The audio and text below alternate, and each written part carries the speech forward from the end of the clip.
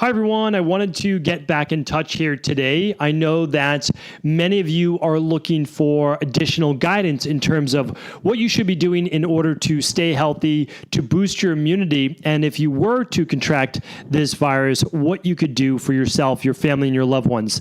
I do want you to know that I've recorded a few videos, one each week actually, on how to properly prepare, what I am doing with my family and in my private practice, myself, of course, as well. And that's at stephencabral.com/virus. So what I want to do with the Cabral concept is continue to have the podcast coming and continue to teach from many different aspects. But when it comes specifically to COVID-19 and the coronavirus, I want to share that with you in one place so that it's shareable and it's easy to find. And that is at stephencabral.com/virus. As always, please let me know how I can help, how I can be assistance. And the best way of doing that is to simply ask your question at cabralsupportgroup.com. My team and I are here for you without a doubt. Please let us know how we can help and head on over to stephencabral.com/virus for all additional information at this time. Welcome to the Cabral Concept, where board-certified naturopath and integrative health practitioner Dr. Stephen Cabral shares how he was diagnosed at the age of 17 with a life-altering illness and given no hope for recovery. It was only after studying and traveling all over the world did he discover how to combine ancient Ayurvedic healing practices with state-of-the-art naturopathic and functional medicine to fully rebalance the body and re-energize it with life. It's time to discover how to get well, lose weight, and finally feel alive again. And now, here's your host, Dr. Stephen Cabral. Hi, everyone, and welcome back to the show. Great to be with you here today. Can't wait to get into our Wellness and Weight Loss Wednesday topic for the day, which is going to be focused a lot less on weight loss, but a lot more on wellness. And we're going to go over the main reasons why women lose their hair. So this is an important topic for me to be sharing with you today because the reasons for women losing their hair can oftentimes be different than that of men. Because unlike men, who many of them inside of those genes, we've talked about this before, being part of more of that pitta body type, are more prone to what's called androgenic alopecia, or losing the hair because of male pattern baldness. But we're going to see, how does that affect women, the 4 reasons for women to lose hair in the first place, and then how we can go about fixing that particular issue.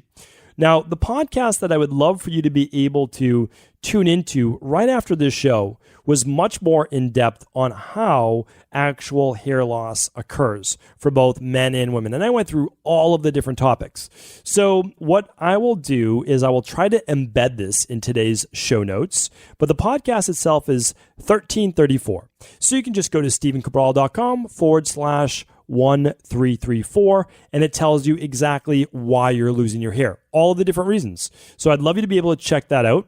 And then today's show is stephencabral.com/1510.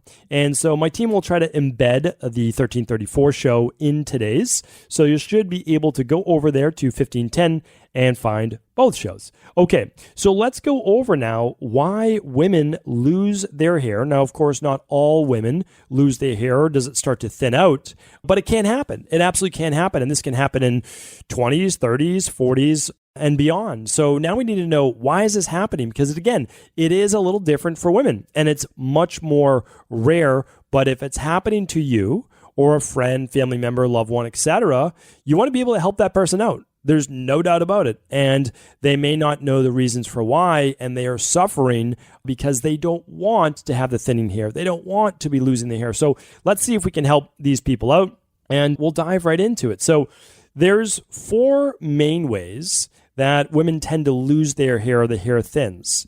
And that is an overall thinning of the entire head. Okay, this is a little different, right? Because if we're looking at androgenic alopecia, or more like male pattern baldness from testosterone converting over to dihydrotestosterone. I'll talk about that in just a second. It's typically going to be predictably from kind of the forehead back or a bald spot on the back of the head. So let's talk about the crown of the head, the top of the head, right? But it won't affect the sides and the lower back of the head as much. So we could say, okay, but if that's thinning as well, that's a different story. So this is not part of what we call, again, male pattern baldness or androgenic alopecia. We're looking at actually all of the hair thinning. So I want you to try to assess, and is this you? Then there can actually be just bald spots. Maybe they're the size of a dime, a quarter, or larger, right? And if they are, is it a complete loss of hair in those patches? Because this is a different type of alopecia, and I'll go over that as well. Now, another one is this, is all of a sudden, you just start losing handfuls of hair. So you run your hands through your hair and hair comes out. Or you're showering and you're putting shampoo in your hair and just a lot more hair is coming out. We're going to go over that as well.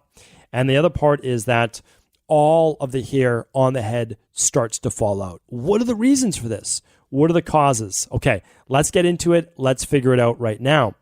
Some of this was discussed on 1334, but not specific towards just women, because women are losing hair inappropriately, meaning like this should not happen because of a few different reasons. So let's go over the overall thinning of the hair. Now, the overall thinning of the hair can be from a couple different things. And I want to share with you what I see in my practice as the most common place. So the most common place that I see for women losing hair and it thinning are about two main reasons. And we're looking at hypothyroidism. So this is very important as well. So lower levels of thyroid-based hormone. And it's not always fixed by taking thyroid hormone. That's the interesting thing, is because when you take your thyroid hormone and it's giving you more of the synthetic T4, it's not always converting to T3. Or if it's making its way over to T3, at least for a little bit, it's being converted over to reverse T3. So in my opinion, we can never talk about thyroid without having the discussion of the HPA axis or stress. And what I would love you to do is be able to go back and listen to episode 1481. And that's how your body breaks down under stress.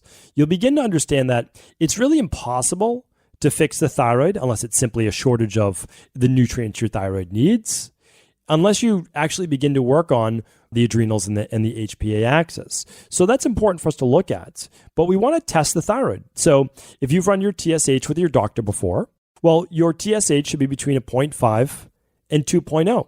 But that's not the end of the discussion. Your T4, at least in the labs that we use, should be between a 2 and a 3. And your free T4 should be between a 3 and a 4. So if that's not happening, well, all it means, TSH just means thyroid stimulating hormone. It just means that your body is calling for more thyroid. That's all. It doesn't tell you if it's converting. That's why TSH, although good, you want it between 0.5 and 2, so it should be in that area. You actually want to see what does your free T3 look like. And of course, ideally you want your free T4 number so that you can say, okay, I'm making enough T4, but it's not converting if you have low T3. And we can then help you with those answers. We can actually look at, okay, well, it's converting to reverse T3, or it's not converting fully because you're lacking zinc or selenium or iodine or iron or B6, okay? It could be any one of those. Or you have too much mercury, you have too much cadmium, bromine, or aluminum in your body. Or you're being exposed to larger amounts of fluoride or other things like that are actually stressing the thyroid, that are actually blocking actual thyroid-based conversion. So all of those things are possible to figure out, but I need you to assess if you have low thyroid or not. The other thing that I want you to do is this, is I actually want you to begin to look at, do you have lower levels of estrogen? Now, this is going to happen more in women postmenopausal, but we do want to look at it. Now, here's the interesting thing. We don't want high estrogen and we don't want low estrogen. It's always a balance. So high estrogen is really not good postmenopausal. That's why if you're on bioidentical hormones, you have to be careful that you're not overdoing it. Too much estrogen leads to all sorts of issues as well. One of them could potentially be, I don't want to put the nocebo effect into your head, but it could potentially be an additional risk factor for cancer. And of course, we don't want that. And that is why if you're using bioidenticals, we need to make sure there's more of that estriol in there as well, estriol. So estriol has to be compounded, so at least you get some of those more beneficial based effects. And a lot of women are actually using estriol-based cream on the breast tissue to actually help with some of that. So, okay, we're looking at that. And then there's one more part to this, and that is specifically PCOS. So PCOS can affect women, especially earlier in life. So what does that mean? Well, now we're looking at higher levels of stress, typically cortisol. We're also looking at the lower thyroid that can play into it, but we're looking at two other things specifically. We're looking at elevated fasting blood sugar. Sometimes hemoglobin A1C starts to get high, but sometimes not. Sometimes we just see higher levels of insulin, especially the cortisol awakening response with higher insulin in the morning. And we also see higher testosterone. So again, the lab that we use, if it's above a 40, well, we're starting to get a little high in testosterone, especially if we see higher cortisol and we see the higher insulin in the morning. That to me is like, okay, well, if you don't have PCOS now, you're moving in that direction. So my goal to help women with this is to begin to calm that sympathetic nervous system, to begin to do things to actually lower higher levels of androgens like testosterone and start to control those blood sugar levels to get to a healthy level. And when you do that, well, now you're at less risk for the androgenic alopecia, which sometimes you think alopecia, you just think of like all your hair falling out. It's not that. It actually affects the body in different ways. And it's just a fancy term for saying, well, you start to actually get male pattern baldness from your higher testosterone that's converting to dihydrotestosterone, DHT. And for men, it affects their prostate oftentimes, as well as hair loss. So what we do is we look at that twofold for men, but there are things that you can do to actually block dihydrotestosterone. Now, it's not the first place I'd go with women who are losing hair, and here's why. You can't just use I think it's called finasteride. I apologize that I'm not pronouncing the medication correctly, but it's the generic form of Propecia, I believe. And now that Propecia is it no longer holds the patents. So I believe that there's a generic form of it. And so what happens is we have to be careful with that. You can't use that product, especially during childbearing years, because it can affect fertility and it can affect especially an unborn child. So what we need to think then is like, okay, well, could we use DHT blockers temporarily? And the answer is maybe. You'd have to work with your doctor specifically on this to use something like a minoxidil and ideally, a more natural form of a DHT blocker, which would be green tea and something like saw palmetto. Pygeum is another one, and that's inside of our advanced prostate support. Those things work to actually help with hair loss because they help with the same thing that causes the dihydrotestosterone conversion. So again, not a big advocate of that with women during their, before menopause, we'll put it that way. So, but there are topical things that you can use on the head. And they would contain something that has the saw palmetto and the EGCG, the green tea extract. So those are nice to use for sure temporarily. But what we really need to do is work on the root cause, right? The root cause of the higher stress and the irregular blood sugar. That's what we want to work on. And then the testosterone will come down. But again, we use a testosterone product that actually helps lower testosterone in women. And those are all natural herbs. So why don't we do that? I'll link that up today, okay? So at episode, because I want to make this easy for you, of course, we want to provide you with those immediate answers. So if you go to StephenCabral.com/1510, I will put in a lot of these products that I'm talking about. So I'll put in the estrogen balance, I'll put in the testosterone lowering product, and I will put in the advanced prostate support. Because a lot of men, of course, will listen to this show as well. Maybe they want to help out any women that they know in their life, and also they can suffer from these same exact things. So it's not like men can't suffer from low thyroid or too high of testosterone conversion to DHT. All right, couple more things that I want to chat about is this. And actually, you know what I'll put in there is the glucose support product we have as well, because of course, 2 capsules with each meal is going to help too. We'll go into the lab testing in just a moment. Well, before I don't want to forget. So the lab test that's going to give you the most bang for your buck, as they call it, is the stress, mood, and metabolism test, also called the thyroid adrenal hormone. And that's simply because it looks at estrogen and progesterone, testosterone and DHEA, cortisol 4 times over the day, vitamin D, TSH, T4, T3, those are the free forms of it, TPO antibodies, and it will look at your insulin in the morning, and it will look at your hemoglobin A1C. So, really, if you want to figure out, hey, why am I losing my hair? That is the lab test. There's no doubt about it. That's the lab test. Okay, so in case I forget, that's where it is, or that's what it is, and it's over at equilibriumnutrition.com. But of course, again, always feel free to run this with your local integrative health practitioner or functional medicine doctor, as long as they specialize in hormones, right, in this area. Okay, because you'll get a personalized protocol based on those results. That's always number one in my opinion, but everybody has to make the right decision for them. Okay, now let's go over women with fungal-based infections and they don't even know it. So they have maybe ringworm or they have candida overgrowth, and it's not just in the gut. It's actually affecting the scalp.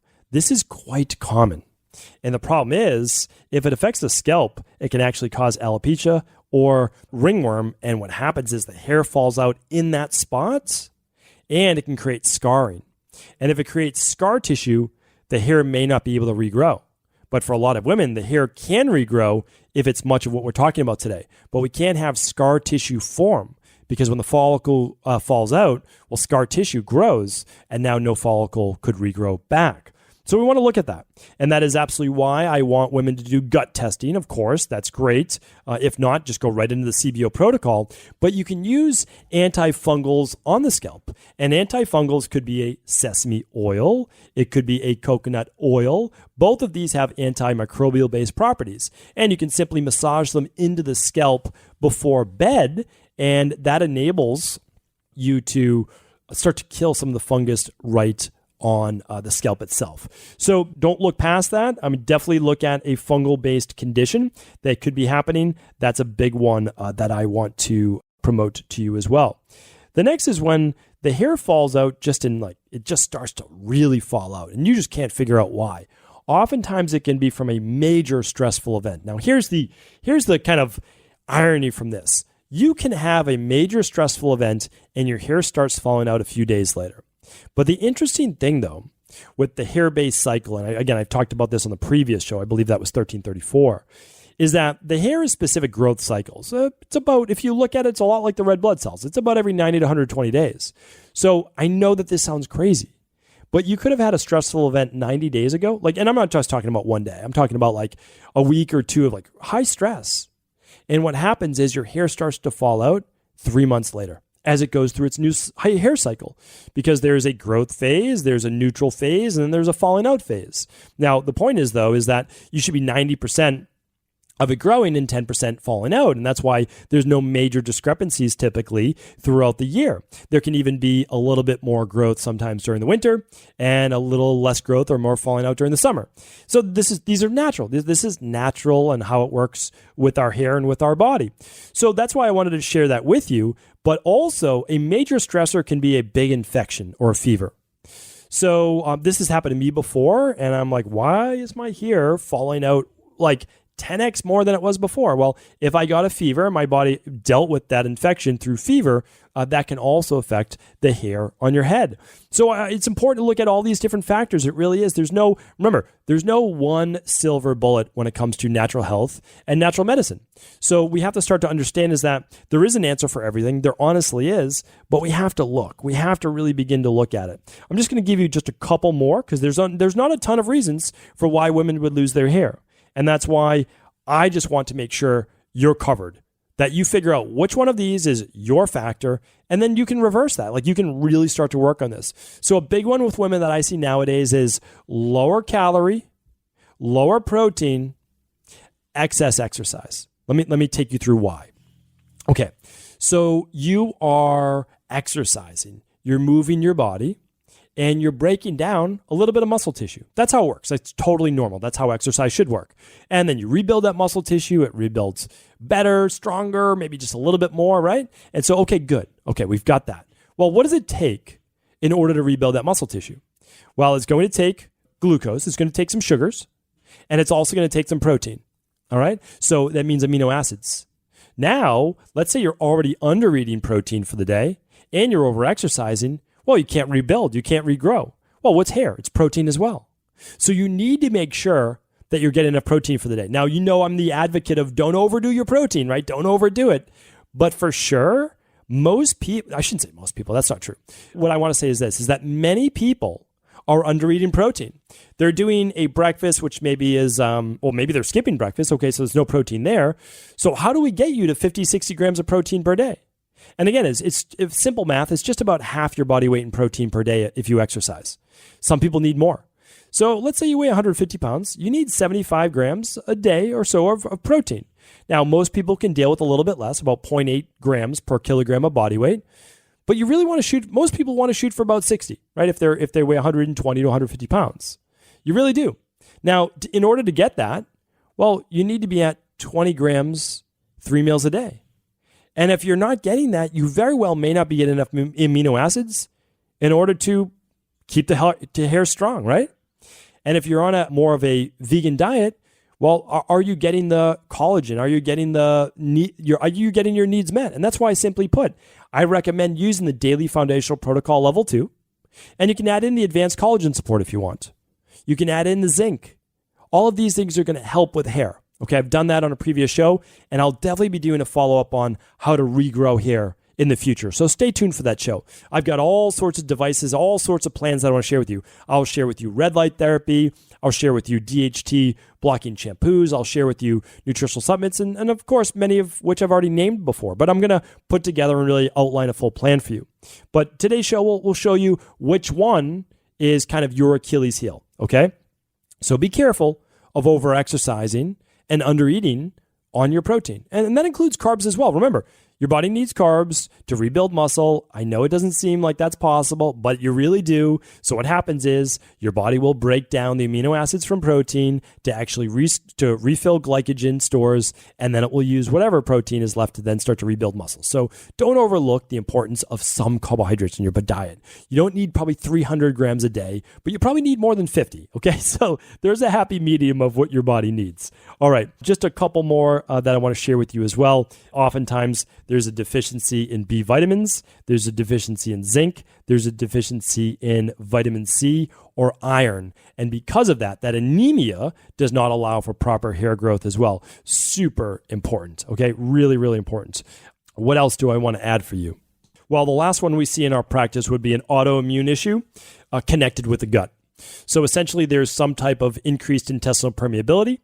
And because of that, bacteria may seep out, larger amino acid strands may seep out, lipopolysaccharides, yeast, fungus, mold, etc. And then because of that, well, the immune system becomes aggravated. Well, I shouldn't say it's aggravated. It becomes overactive, at least in, let's say, a Th1 dominant way. And so that you have extra immune-based cells, and the immune cells maybe mistake, we call it molecular mimicry, for what they see coming out of your gut as a hair follicle. I don't buy into that per se, but what I do believe is that there can be attachments of certain amino acids, certain bacteria, etc., to different tissues in the body, one of which could be the hair. And because of that, beyond the whole stress, your immune system could actually attack those hair follicles. And again, that's another form of alopecia. So in this case, that can cause hair loss as well. It could cause hair loss over the whole body, but specifically, we're talking about the head. So really, at the end of the day, I'm talking about what could we do, even if we were just looking at 2 lab tests? Well, for sure, it would be the stress, mood, and metabolism test, and the other would be the Candida metabolic and vitamins test. It would look at your B vitamins, it would look at detox, it would look at stress, it would look at ketones in the body, and it would look at fungal overgrowth as well. So those 2 lab tests, if you're looking for a place to start, would definitely be the 2. My third one would be the minerals and metals test, just to look at mercury, aluminum, cadmium, etc. And then electrolyte-based stress, too little copper, too little zinc. It would tell you that as well. So, and then of course, the Candida metabolic and vitamins test, also called the organic acids test, would look at your vitamin C, your B vitamins, and I mentioned those as well. So this is what functional medicine is at its best. It's simply refusing to guess and saying, listen, I'm sick and tired of being sick and tired. I'm sick and tired of dealing with this. I don't know what it is. You get frustrated and you run the labs that you can run. Not everybody could run all 3 of those labs. And I understand that, right? That'd basically be our starter kit plus the stress, mood, and metabolism test, which is a thyroid adrenal hormone. So, and I wish health insurance covered these. I really do, because that would make my life and everybody's life a whole lot easier. And it would have made my life a whole lot easier when I was 19 and finally met my first functional medicine doctor and they recommended these tests. Just to let you know, I couldn't run them all the first time either. And we did a couple every couple months. And that's how, I started to get the results that I needed. So whether you decide to run the lab test is completely up to you. Again, you can run it with your local functional medicine doctor, integrative health practitioner. You can run those labs over at equilibriumnutrition.com. Or you can begin to just work the protocols. Start to add the daily foundational protocol level 2 in. Start to add the activated B complex in there. Start to add in the vitamin C, right? Alkalizing vitamin C or full spectrum vitamin C. Start to add some more zinc back in. And, as you do this, well, you know that you're covering at least your nutritional basis. Are you starting to reduce stress? Are you starting to add a little bit more protein to your diet? So for me, I want to help you in any way that I can. Honestly, that's the truth. So if you have a question, feel free to ask it at cabralsupportgroup.com. You can run a lab which is free. That's our free Facebook group. You can ask it at Ask Cabral. You can also run a lab at equilibriumnutrition.com. We have health coaching, so you can just get on a call if you want to do a call at equilibriumnutrition.com. So however we can help you, please let us know. I'm telling you right now, these health issues can be overcome. It's just knowledge is power, and then implementing that knowledge allows you to overcome specific health issues. Thank you so much for tuning into the show. I appreciate you. And if this show was helpful, please do feel free to share it with anyone you believe it could serve. Ever wonder what the best sauna, blue blockers, sleep trackers, wake lights, salt lamps, or other health gadgets are? Or what about the top non-toxic mattresses, sheets, soaps, bath products, toothpaste, and cookware? Or would you like to know the cleanest choices for hemp hearts, meal delivery services, supplements, and much more? I personally curated, researched, and now created a resource page of all of my top picks that continues to grow each week. These are the exact products I use in my own life, with my family, in my private practice, and they're the ones I trust. To find out all of my up-to-date recommendations and all the details, simply head on over to stephencabral.com/resources.